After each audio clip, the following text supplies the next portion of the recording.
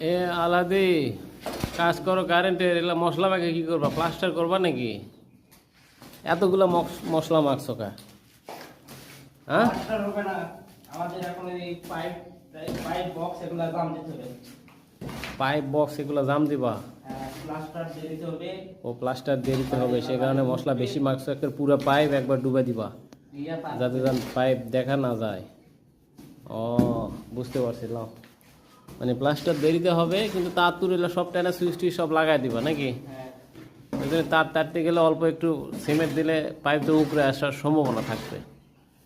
সে কারণে একটা পুরো পাইপ একবারে ডুবে দিবা, কিন্তু পাইপ যেন বাইরে না থাকে, তাই তো? বক্স তো দেখি তুই সব বসে দিত। ও, এখানে বেড সুইচ আছে, বেড সুইচ হবে এখানে, হবে।